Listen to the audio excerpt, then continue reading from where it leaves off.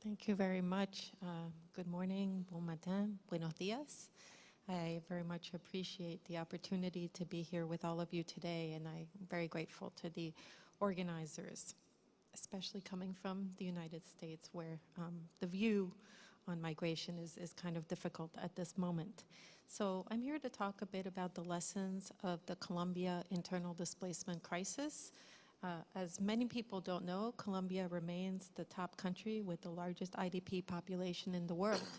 Often when Colombia is talked about in IDP circles, it is shown as the example of the types of legal frameworks and actions that should be taken to address IDPs.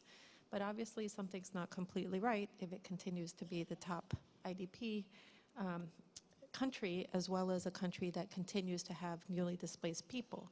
So having followed this for about 20 years, I have some lessons from Colombia that I'd like to share. First, it is vitally important that national responsibility is taken for the problem, which is something that did happen in Colombia, and that the UN guiding principles on internal displacement are fully integrated into the legal and programmatic frameworks designed to address both protection and assistance throughout the 3 phases of displacement. That is basically the vital first step that is needed towards finding effective solutions for the displaced. Now, Colombia has multiple different mobility challenges. It has the Colombian IDPs, which are conflict IDPs, but also development-induced displaced IDPs, and also environmentally displaced IDPs. It also has a huge crisis next door with the Venezuelan migrants and refugees, as well as people transiting through Colombia, both to go north for the United States, as well as south to the southern cone.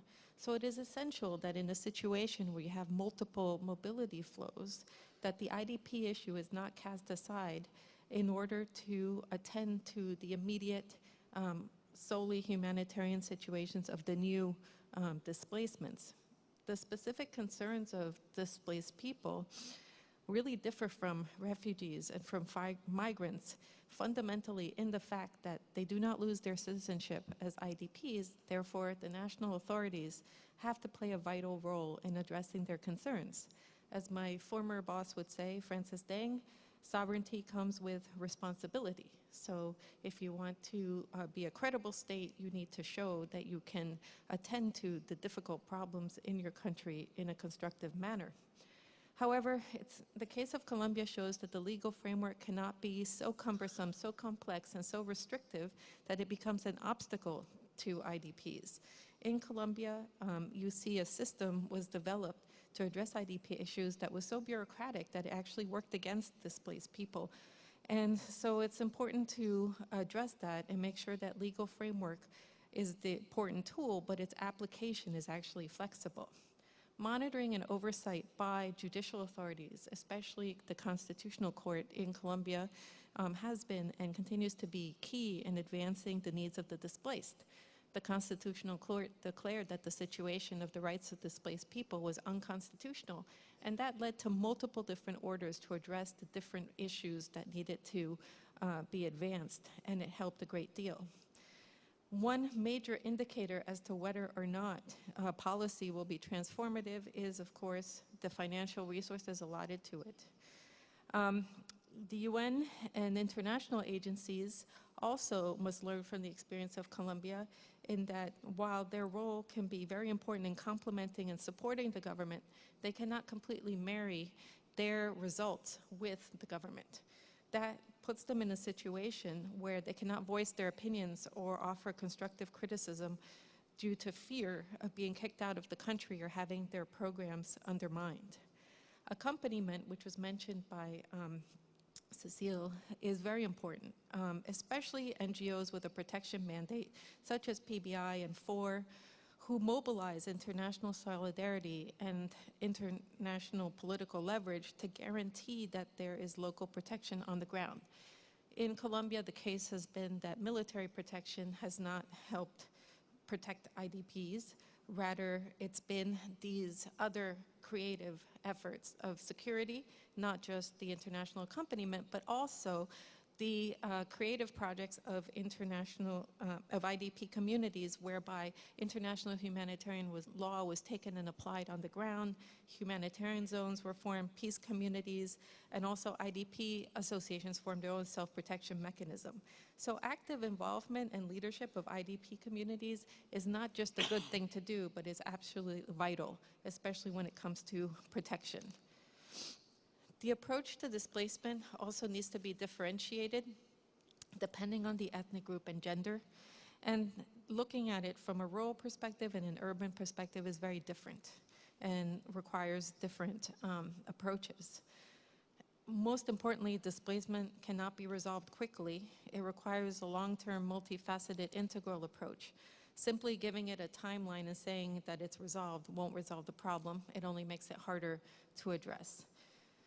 Resolving reintegration, resettlement, and the needs of second and third generation displaced people, this is the protracted displacement, is really a whole of society approach. And some of the best examples of it being actually addressed have been when you see IDP organizations, public institutions, and private companies joining together to find direct solutions. That was the case in multiple cities in Colombia, with an effort done with local companies to train directly displaced people in urban centers and give them jobs right away in areas that needed support.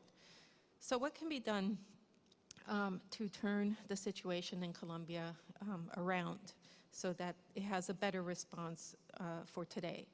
Well, first, it's important to emphasize that the reason we still have this displacement is because the country really has deprioritized displacement by de-emphasizing the needs of the displaced, and by doing so, attention and resources have shifted elsewhere. It has not resolved the security issue in all parts of the country, nor dismantled other existing illegal groups. The country has all the tools that it can possibly have to address the problem. It has the legal frameworks, it has the constitutional orders, it even has a 2016 historic peace accord with the largest guerrilla group, the FARC, that basically is incredibly innovative and included a very strong participation of victims and IDPs.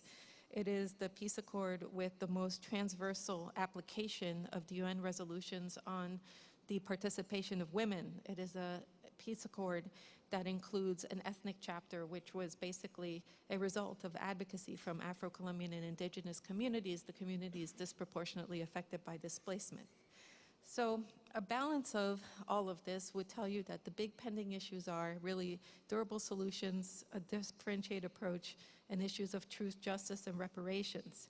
For the transitional justice issues, really applying the mandates of the Special Jurisdiction for Peace, the Truth Commission, would make that advance forward.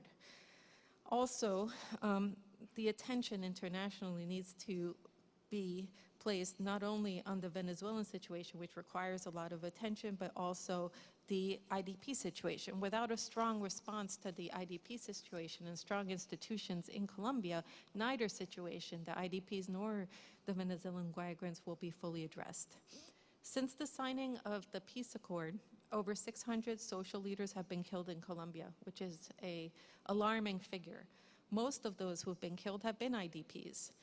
And the reason so is because they've advocated for their rights, or advocated for their land rights, or advocated for the implementation of the accord.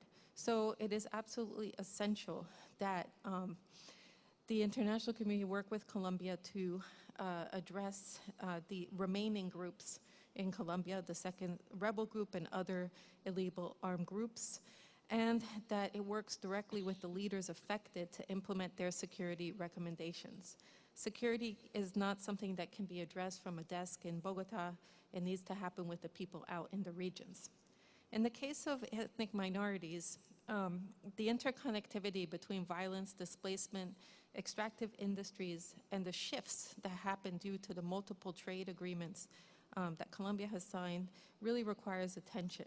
For this, there needs to be important engagement with the private sector and for the respect of principles of human rights and businesses. And the national development plan needs to be geared towards addressing inequality. Colombia is a middle-income country, And the issue is unequal distribution of that land, resources, and wealth. And that's what drives the conflict and poverty and all of its illegal economies. Therefore, the application of the millennial goals here is vitally important. Lastly, and in closing, I would just reiterate that the international community should see beyond the positive examples within Colombia and work with it to address its contradictions. The nation has done things that are very important and can be replicated elsewhere and be very useful. The positive should be considered, but also should the lessons. It continues to face major obstacles when it comes to displacement, and new displacement continue to occur. And so it needs that political attention, that political will, and societal attention to really address its phenomenon. That's why it requires that new approaches take into account the historical opportunity formed by the peace accord, as well as ongoing visibility and attention and monitoring from the international community. Thank you.